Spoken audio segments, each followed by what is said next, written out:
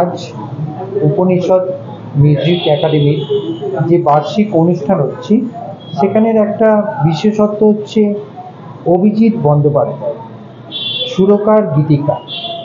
ওনার জন্মদিন 24শে জুলাই। ওনার যিনি ছাত্রী তিনি হচ্ছেন পাবলি গাঙ্গুলি। ওনারই যে ইনস্টিটিউট উপনিষদ মিউজিক ইনস্টিটিউট, আজ সেই অনুষ্ঠানে উপস্থিত হয়েছেন আমাদের সঙ্গে যিনি, উনি একজন গোল্ড মেডেলিস্ট, এবং ওনার কাছ থেকে শুনে নিই ওনার কিছু কথা এবং উপনিষদ মিউজিক একাডেমির সঙ্গে কিভাবে যুক্ত। নমস্কার, আমি প্রণব বর্ধন। 2018 এশিয়ান গেমসের গোল্ড মেডেলিস্ট আমি। তার আগেও অনেক পদক আমার কাছে রয়েছে, সারা ভারতবর্ষের সমস্ত ট্রফি আমার কাছে রয়েছে, এবং বিদেশেও 2010 সালে যখন আমাদের এখানে কমনওয়েলথ হয়েছিল দিল্লিতে, তাতেও আমি রূপো পেয়েছিলাম।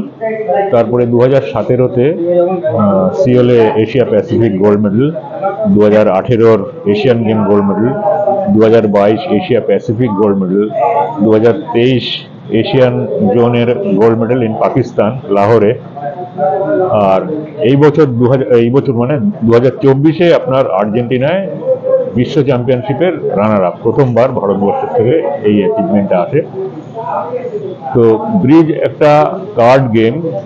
এই খেলাটা তো জন্ম বহু পুরনো, আমাদের সাফল্য সেইভাবে ছিল না।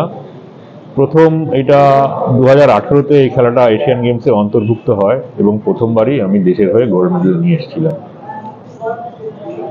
এর জন্য অনেক পরিশ্রম করতে হয়েছে, এবং প্রচুর পরিশ্রম। আমার বাড়িতে এই খেলার একটা চল ছিল, যার জন্য আমি এই খেলাটা খেলতে পেরেছিলাম। আর পরবর্তীকালে আমার সহধর্মিণী তিনি আমাকে অসম্ভব সাপোর্ট দিয়েছেন, যার জন্য আমি এই খেলাটাতে ভীষণভাবে মনোনিবেশ করতে পেরেছিলাম। তারই ফলটা আমি পেয়েছি। আমি যার জন্য আজকেও ছোটদেরকে বলি যে যার যেটাই ভালো লাগুক, যার যেই সাবজেক্ট ভালো লাগুক, সেটার সঙ্গে যেন সে কোনো কার্পণ্য না করে, সেটাকে যেন সে মনোযোগ দিয়ে করে।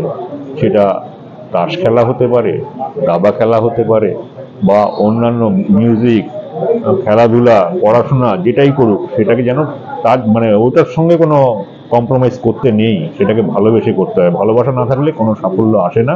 সেটা আমি আমার নিজের জীবন দিয়ে বুঝেছি, এবং আমি সাফল্য পেয়েছি 1960 সালে। না, আমার যখন 60 বছর বয়সে আমি সাফল্য পেয়েছি। তো আমি সাফল্য পাওয়ার পরে আমাদের প্রধানমন্ত্রী আমাকে বলেছিলেন যে আপনাকে নিয়ে কোনো আলোচনা হবে না, আপনি একটা রাস্তা তৈরি করেছেন, আপনার রাস্তায় মানুষ হাঁটবে, জাস্ট লাইক তেনজিং নরগে। এটা আমার কাছে অনেক বড় সম্মান। এবছর 26শে জানুয়ারিতে আমাকে আমাদের রাষ্ট্রপতি দ্রৌপদী মুর্মু ইনভাইট করেছিলেন, আমি গেছিলাম সেখানটাতে। তার আগে প্রণব মুখার্জি, সচিন তেন্ডুলকর, বীরেন্দ্র সেহবাগ, কপিল দেব, এদের সবার সাথে আমার বিভিন্ন রকমভাবে আমার সাথে তাদের ইন্টারাকশন হয়েছে অনেক অনুষ্ঠানে, যেখানটাতে উনিও ছিলেন, আমরাও ছিলাম। যাই হোক, এটা আমার কাছে খুব গর্বের। আমি এই জায়গায় আজকে আসতে পেরেছি, এবং এই খেলার জন্য আমি মোটামুটি সারা পৃথিবী আমার ঘোরা হয়ে গেছে।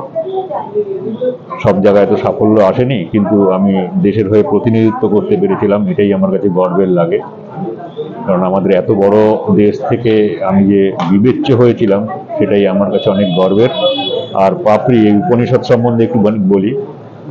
পাপড়ির যে ছোট বোন, সে আমার মিসেসের কলিগ ছিল ন্যাশনাল স্কুলের।